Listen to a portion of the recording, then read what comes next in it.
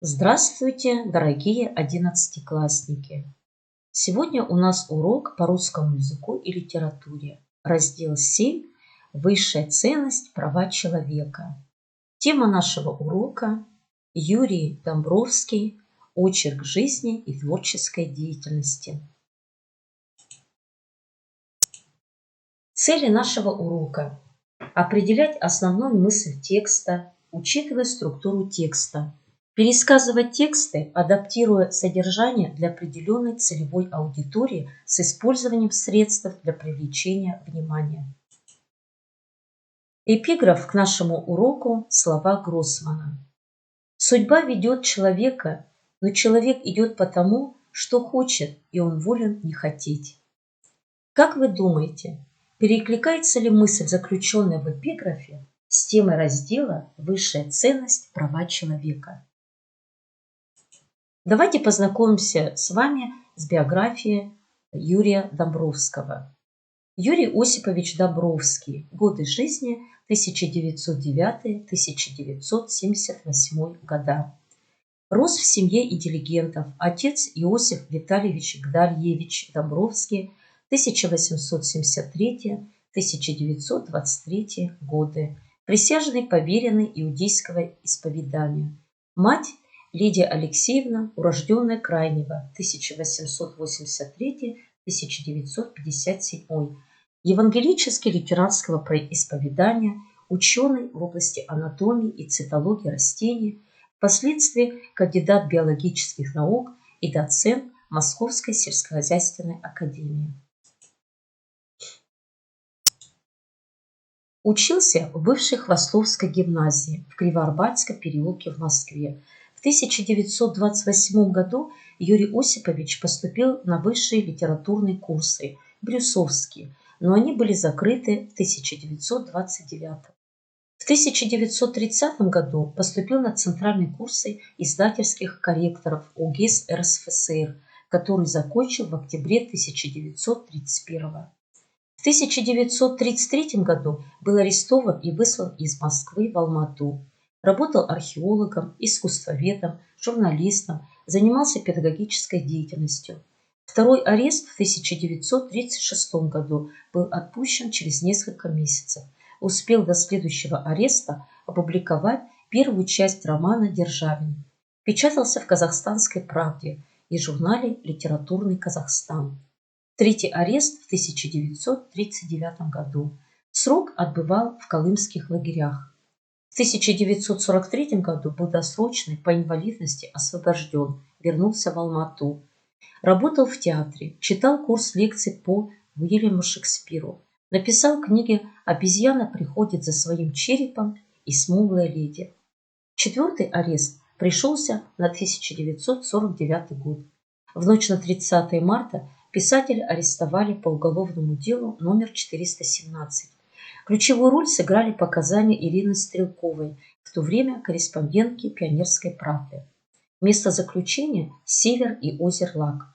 После освобождения в 1955 году жил в Алма-Ате, затем ему было разрешено прописаться в родной Москве. А сейчас, ребята, давайте с вами поработаем по учебнику. На странице 120 у вас есть задание на пути к пониманию текста.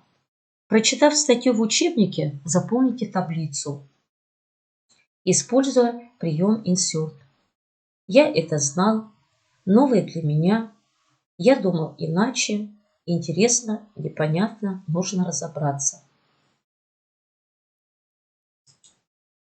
Роман «Хранитель древности».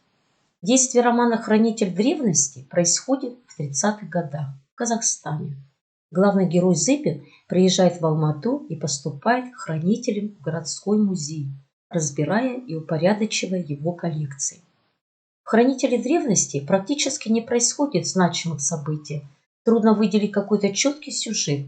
По прочтению на какое-то мгновение возникает вопрос: а о чем вообще был роман?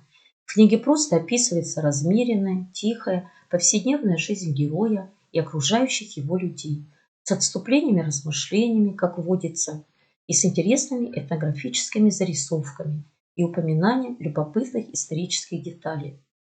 Но очень быстро это ощущение непонимания пропадает. Оказывается, не обязательно нужно лихо закручивать сюжет, чтобы сказать что-то очень важное. Весь ужас 1937 года станет понятен позднее, в продолжении, в романе «Факультет ненужных вещей». Особую изюминку роману придает его значительная автобиографичность. Автор, как и герой, жил некоторое время в Казахстане. Одна из героинь романа – девушка Клара, и жену Добровского зовут Клара Фазулаевна. Юрий Осипович попал под лавину репрессий в конце 30-х и сидел в лагерях. И главный герой Зыбин в продолжении романа «Факультет ненужных вещей» повторит судьбу автора.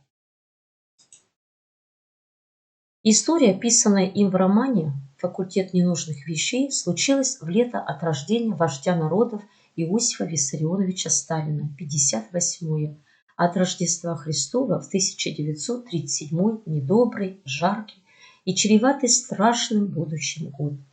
Ее поведал человек, знавший обо всем не понаслышке, долгие годы обреченный на устное творчество.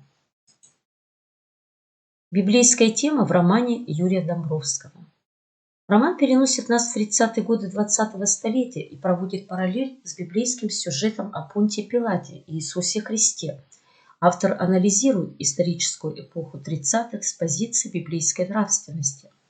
Андрей Энестович Куторг, инвентаризатор музея, бывший поп, как называет его Корнилов, он написал книгу «Суд над Христом», пишет о жестокостях Пилата, подчеркивая, что Христа казнить Пилат все-таки не хотел. Почему? Вот отсюда и начинается путаница. В ответ он слышит: «А что же, батюшка, в нем вы находите непонятного? Вот уж воистину никакой загадки нет. У нас, например, в нашем просвещении такими Пилатами хоть пруд пруди». Это типичный средний чиновник времен империи. Сталинская империя много заимствовала из библейских времен.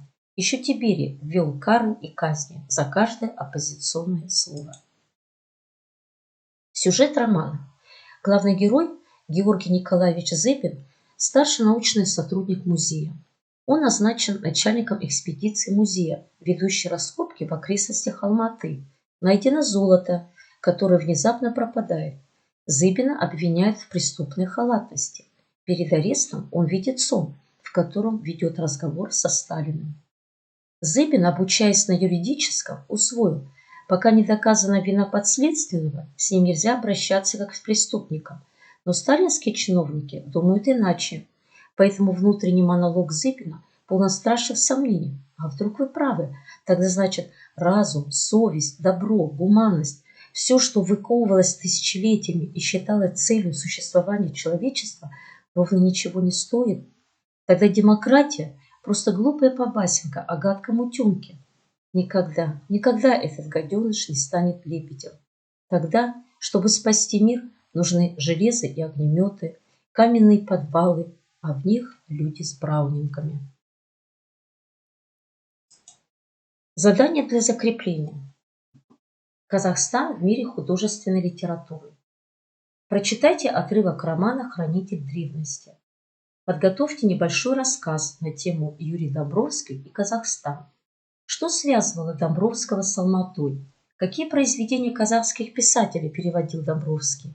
С кем дружил? Каков вклад писателя в казахстанскую историю и культуру? При ответе используйте общественно-политическую, общенаучную, социально-культурную лексику. Домашнее задание. Напишите эссе на тему «Право в демократическом и тоталитарном государстве». Примените в тексте рассуждения ПОПС-формулу. Рефлексия урока 3М.